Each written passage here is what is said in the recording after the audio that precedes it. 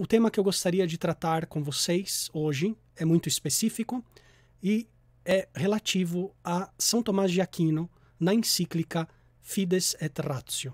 No ano de 1998, o Papa João Paulo II publica essa encíclica sobre a filosofia, a encíclica Fides et Ratio, a fé e a razão. Então é célebre essa passagem da encíclica, bem no começo, que diz que o homem recebeu de Deus duas asas para chegar ao conhecimento da verdade.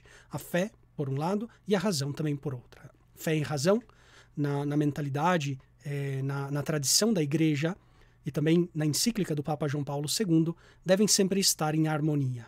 Harmonizar fé e razão nem sempre foi fácil ao longo da história da Igreja. Por isso, essa encíclica também é importante para aprofundar outra vez mais essa relação, muitas vezes tão difícil, que existe entre fé e razão. A encíclica dedica também muitos parágrafos a falar sobre a importância de São Tomás de Aquino. Mas antes disso, devemos perguntar, por que o Papa escreveu essa encíclica sobre filosofia? Nós podemos perguntar, mas será que o Santo Padre, como mestre da verdade católica, doutor da nossa Igreja Católica, não poderia ter dedicado uma encíclica a outros temas sobre cristologia, sobre mariologia, sobre os sacramentos, sobre a vida espiritual, etc.? Por que uma encíclica sobre a filosofia, sobre a verdade? O grande centro dessa encíclica é o tema da verdade. Pois bem, o Papa coloca dois motivos pelos quais ele escreve essa encíclica. O primeiro deles é que a Igreja é depositária da verdade de Cristo, da verdade da salvação que vem de Cristo. Então, por esse motivo, a Igreja, sim, se interessa pela filosofia, porque ela se interessa pela verdade, a busca da verdade, transmitir a verdade que é Cristo. Portanto, a Igreja está muito vinculada a essa necessidade imperiosa de buscar a verdade, de transmitir a verdade do Evangelho. Então, lhe interessa particularmente também o estudo da filosofia.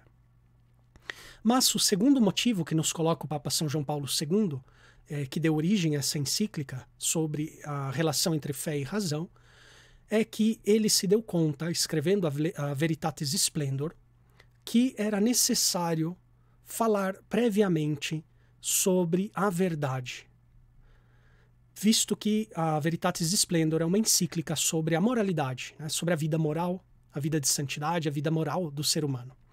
Contudo, o problema é que hoje em dia muitas pessoas desistiram de buscar a verdade.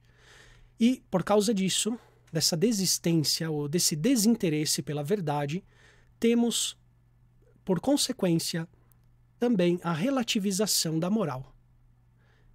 Cito um exemplo. Então, se para mim, se a minha verdade é que tudo é matéria, portanto eu sou materialista, portanto a verdade para mim é que tudo é material, só existem coisas materiais, portanto a minha vida vai ser também de acordo com essa verdade que eu acredito.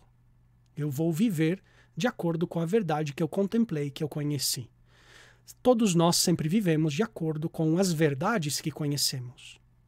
Quando o ser humano rejeita, ou pelo menos se desinteressa da busca da verdade, ele vai começar a viver também, pois de uma maneira despreocupada na sua vida moral, sem se colocar perguntas fundamentais sobre a sua vida moral. Então, o segundo motivo da encíclica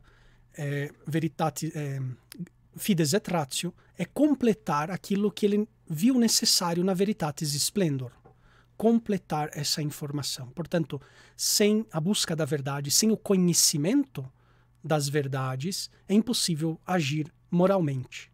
Porque nós, seres humanos, fomos criados assim. Nós, conhecendo as verdades, agimos de acordo com aquilo que conhecemos. Portanto, numa cultura fortemente relativista, é necessário recuperar esse primado da verdade, conhecer para viver.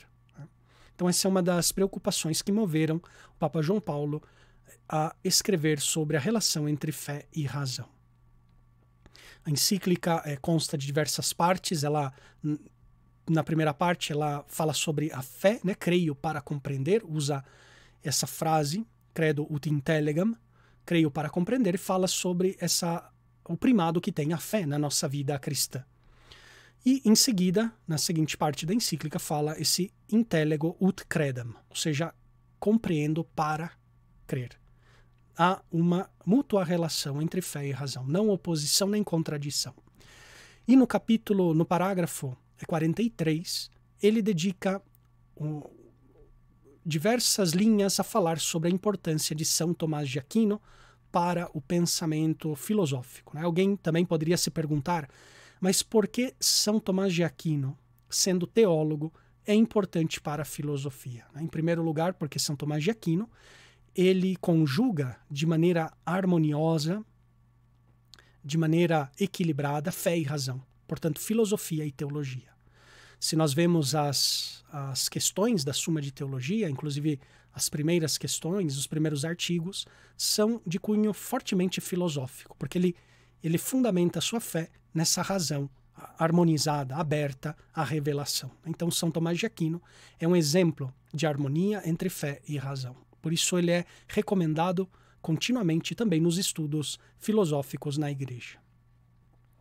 Pois muito bem, como eu lhes dizia, no capítulo 43 da encíclica, no número 43, o Papa dedica diversas linhas a São Tomás de Aquino, a importância de São Tomás de Aquino. E o contexto é o seguinte, ele está fazendo um percurso histórico sobre a filosofia. Ele falou da filosofia na época de Aristóteles e Platão, como a filosofia serviu para purificar a mentalidade mítica. Fala sobre a filosofia na época dos padres da Igreja, como os padres usam a filosofia, se servem dela para anunciar o Evangelho de Cristo, para explicar os conteúdos da nossa fé e, sobretudo, para lutar contra as heresias do gnosticismo, contra a astrologia, contra a magia, contra as superstições que haviam naquela época. Depois ele fala sobre a filosofia na Idade Média, sobretudo no nascimento da escolástica, onde a teologia é vista como esse intellectus fidei, ou seja, essa compreensão da fé, a compreensão dos mistérios da fé, é a teologia. Portanto, compreensão quer dizer razão, quer dizer, portanto, filosofia. E, finalmente, ele chega a São Tomás de Aquino, onde se vê esse modelo bem acabado de harmonia entre fé e razão. Então vamos ler alguns parágrafos da encíclica e fazer alguns comentários, extrair a riqueza que tem nesse texto de São João Paulo II. Então, no número 43, ele vai falar sobre São Tomás de Aquino e diz assim: indo mais longe, São Tomás reconhece que a natureza, objeto próprio da filosofia, pode contribuir para a compreensão da revelação divina. Em outras palavras, em São Tomás de Aquino está excluído todo tipo de pietismo, porque a natureza, que a natureza se entende como a realidade, pode colaborar para a compreensão do mistério divino. As coisas naturais, a realidade do ser, a riqueza da razão humana, da liberdade, da sua vontade, tudo isso pode colaborar para o conhecimento da revelação divina. Então, ele não despreza a natureza dos seres, ele não despreza a razão, ao contrário, né? Coloca a razão num patamar elevado, alto, em harmonia com a divina revelação. Já no capítulo 1, onde ele falava desse credo ut intelligam, desse primado da fé, o Papa João Paulo II dizia que os mistérios da nossa fé não menoscabam, não atrofiam a razão. Ao contrário, a razão se eleva quando ela adere aos mistérios da fé. Posso assim usar um pouco essa analogia entre a graça e a liberdade, né? Entre a graça e o livre-arbítrio. A graça não tolhe, não diminui a nossa liberdade, ao contrário, a nossa liberdade consegue, através da graça, não somente realizar atos humanos, mas, pela graça, o homem é capaz de realizar atos sobre-humanos, sobrenaturais, né? Quem é capaz, com as próprias forças, de amar a Deus sobre todas as coisas e de amar o próximo como a si mesmo? Ninguém, sem a graça. Mas com a graça, a liberdade é capaz de amar a Deus sobre todas as coisas, né? A graça eleva a liberdade do homem, dá essa força sobrenatural, eleva do patamar natural ao patamar sobrenatural, né? E dignifica a nossa liberdade. A mesma coisa acontece com a nossa razão quando ela adere e aceita, né? O Papa fala dessa obediência da fé, aceita na fé os mistérios propostos pela divina revelação. A nossa razão não diminui, ao contrário, ela se dignifica, ela se eleva. Não somente agora ela é capaz de pensar e de ver e de compreender, por assim dizer, conhecimentos humanos, mas agora também conhecimentos divinos, da divina revelação. Então São Tomás de Aquino, nesse trecho da encíclica, o Papa nos está dizendo justamente isso. Ele não despreza a razão, ele não despreza a realidade das coisas. Portanto, temos nele um exemplo desse uso equilibrado da razão. Deste modo, a fé não teme a razão, mas solicita-a e confia nela. Então, quando a razão ou a fé encontram cada um o seu campo de atuação, existe essa mútua relação, esse mútuo diálogo entre fé e razão, não somente um evita o outro, mas ao contrário, existe essa solicitação, essa busca contínua entre fé e razão. A razão pede a fé pede também a razão. Né? Santo Agostinho de Hipona, num comentário ao Evangelho de João, comentando aquela passagem da ressurreição, em que Maria Madalena vai até o sepulcro, né, e não encontra ali o corpo de Cristo, ela volta até o cenáculo, onde os discípulos estavam reunidos com medo, e anuncia que levaram o corpo do Senhor, e ela não sabe onde está. Né? E dizendo isso, Pedro e João correm imediatamente ao sepulcro. Né? E João, que é mais jovem, chega antes, mas não entra no sepulcro.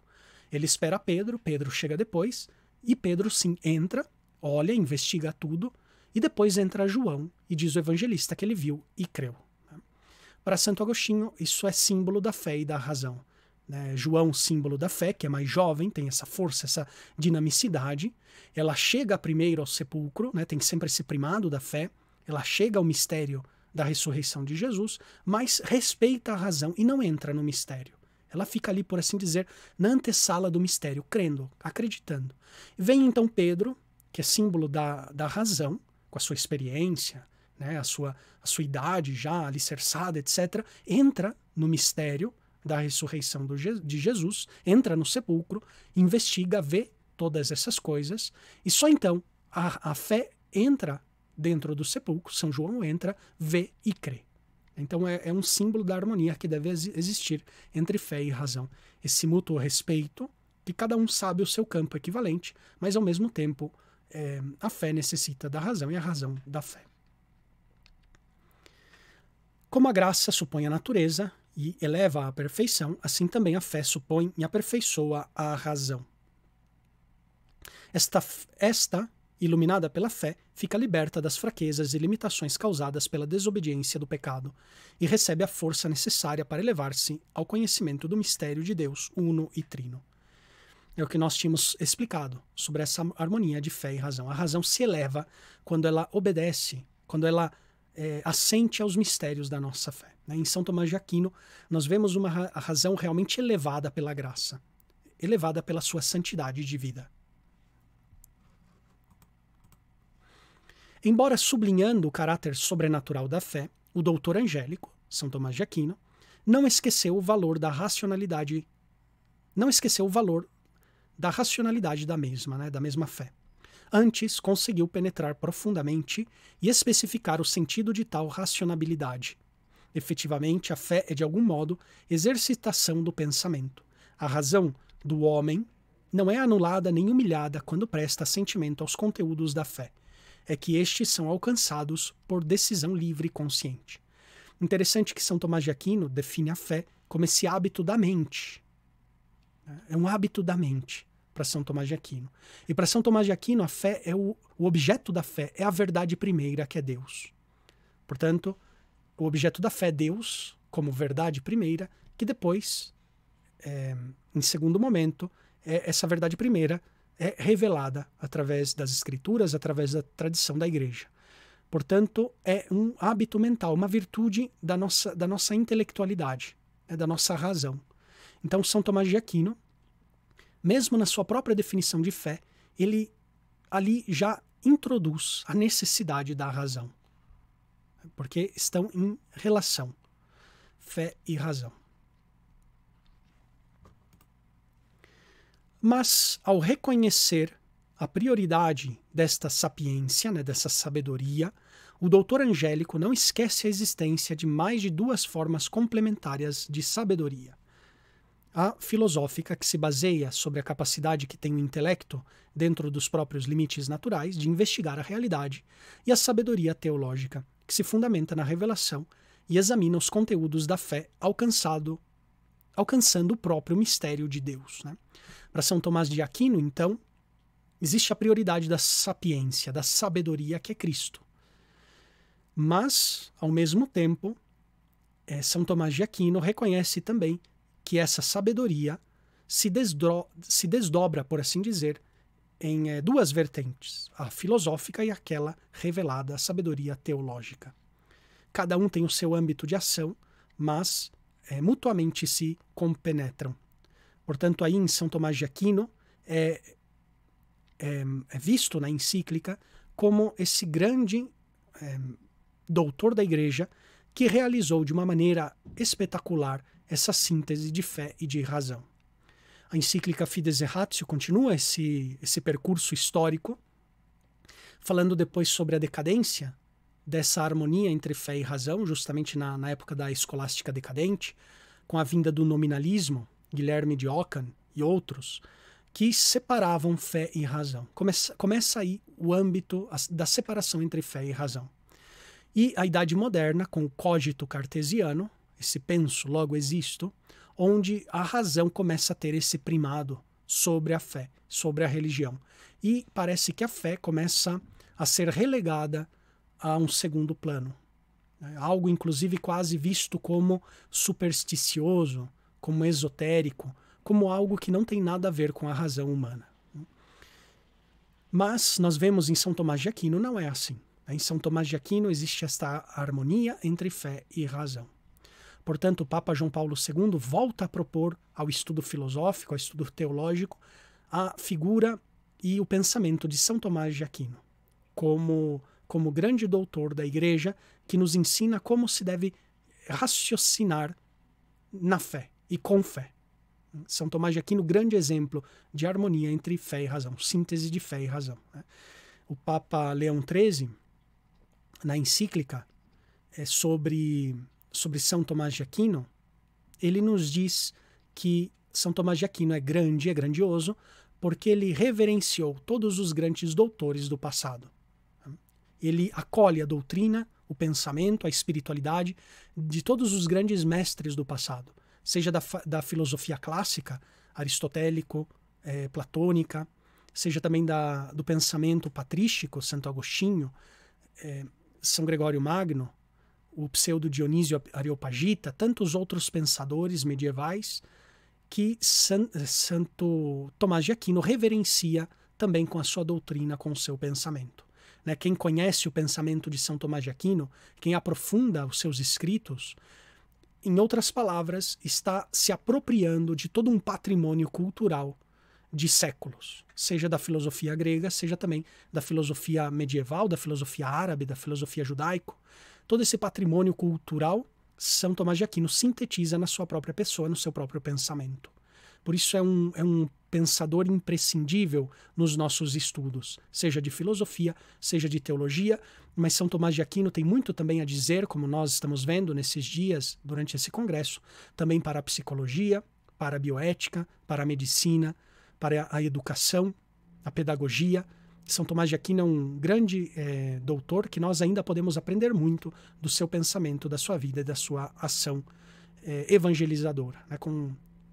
Com os seus estudos, com os seus livros, São Tomás de Aquino também outorgou à Igreja essa diaconia veritatis, esse serviço da verdade de Cristo.